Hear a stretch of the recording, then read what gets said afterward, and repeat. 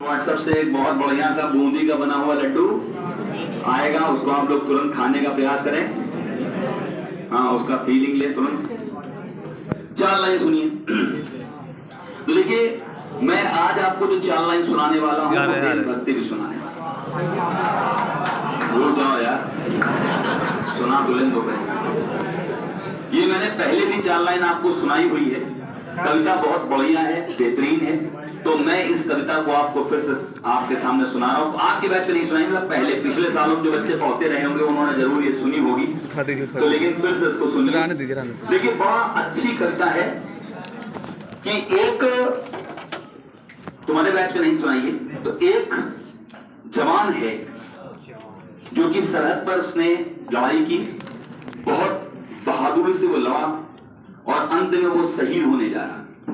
जब वो शहीद होने जा रहा है तो वो अपने परिवार को कुछ लिख रहा है और वो अपनी बहादुरी को बता रहा है लोगों से कि उसने कितनी हिम्मत से लड़ाई लड़ी अपने देश के लिए। आप उस कविता को समझें जल्दी से, क्योंकि हम लोगों के पास समय ज्यादा कम है। तो वो जो जवान है, वो जो लड़का है, वो सबसे पहले अपने माँ को कुछ लिखता है, फिर पिता को कुछ लिखता है, फिर भाई को लिखता है और अंत में अपनी पत्नी को कुछ लिखता है।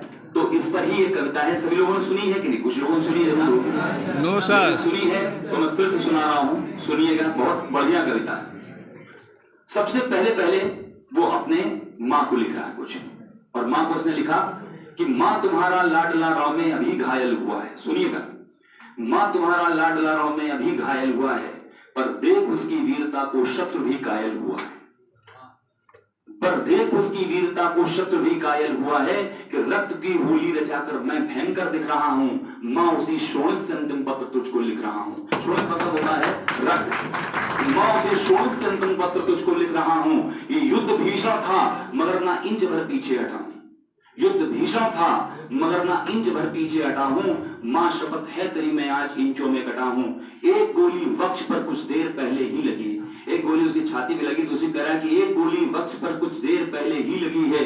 माँ कसम दी थी तुझे जो आज मैंने पूर्ण की है। छा रहा है लो मेरे आंखों के आगे अब अंधेरा, छा रहा है लो मेरी आंखों के आगे अब अंधेरा, पर उसी में दिख रहा है वह मुझे नूतन सवेरा। शत्रु भी कह रहे थे मैं जिस तरह सौदा हुआ हूं, लग रहा है सिंहनी की कोख से पैदा हुआ हूं। यह न सोचो मां कि मैं चिरलीन लेने जा रहा हूं, मां तुम्हारी कोख से फिर जन्म लेने आ रहा हूं। मां को लिखा, दूसरी बार में अपने पिता को लिख रहा है। पिता के लिए उसने लिखे सत्य कि मैं तुम्हें बचपन में पहले ही बहुत दुख दे चुका हूं और कंधों पर खड़ा हो आसमां सिर ले चुका हूं। पिता अपने बच्चे के कंधे पर खड़े होकर खेलते हैं, उसी के लिए लिख रहा है कि मैं तुम्हें बचपन में पहले ही बहुत दुख दे चुका हूं और कंधों पर खड़ा हो आसमां सिर ले चुका हूं। तुम न कहते थे कि ये ऋण तुम्हें भारी पड़ेगा, तुम न कहते थे कि ये ऋण तुम्हें भारी पड़ेगा। ले अपने कंधों पर मुझे एक दिन तुझे चलना पड़ेगा। पर पिता मैं भार अपना तनिक भी कम कर न पाया, पर पिता मैं भार अपना तनिक भी कम कर न पाया। ले ऋण तुम्हारा ये जीवन अपने कंधे भर न पाया। हूं बहुत मजबूर, यह ऋण ले मुझे मरना पड़ेगा और अंत में भी आपके कंधे मुझे चढ़ना पड़ेगा, अंत में भी आपके कंधे मुझे चढ़ना पड़ेगा। और अपने भाई के लिए लिख रहा है, अपने भाई के लिए कह रहा है कि सुन अनुज रणवीर गोली बाह में जब आसमाई। ये गोली उसकी बाह में लगी, हाथ में लगी, तो कह रहा सुन अनुज रणवीर गोली बाह में जब आसमाई। ओ मेरी दाई बुझा उस वक्त तेरी याद आई। अब तुझे बाहों का मैं आकाश दे सकता नहीं हूं, लौट कर भी आऊंगा विश्वास दे सकता नहीं हूं। पर अनुज विश्वास रखना मैं नहीं थक कर पड़ूंगा, पर अनुज विश्वास रखना मैं नहीं थक कर पड़ूंगा। तुम भरोसा पूर्ण रखना सांस अंतिम तक लड़ूंगा। अब तुम्हें को सौंपता हूं बस बहन का ख्याल रखना। जब पड़े उसको जरूरत वक्त पर सम्मान करना। तुम उसे कहना कि रक्षा पर्व जब भी आएगा भाई अंबर से नजर आशीष देता आएगा। और लास्ट में अपनी पत्नी को उसने लाइनें लिखी कि अंत में तुमसे प्रिय मैं आज भी कुछ मांगता हूं, अंत में तुमसे प्रिय मैं आज भी कुछ मांगता हूं। है कठिन देना मगर निष्ठुर हृदय ही मांगता हूं। तुम अमर सौभाग्य की बिंदिया सदा माथे रचाना।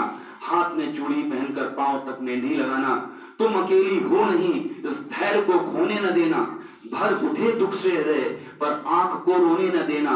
शपथ पथ की यात्रा में तुम मेरी अर्धांगिनी हो, 7 जन्मों तक बजे जो वह अमर तुम रागनी हो। इसलिए अधिकार तुमसे बिन बताए ले रहा हूं, मांग का सिंदूर तेरा मातृभूमि को दे रहा हूं। ये कविता थी जो कि मैंने आपके सामने प्रस्तुत की। ये एक शहीद के मन की पीड़ा थी, व्यथा थी। खैर चलिए, तो ये वैसे तो हम कविता 26 जनवरी 15 अगस्त को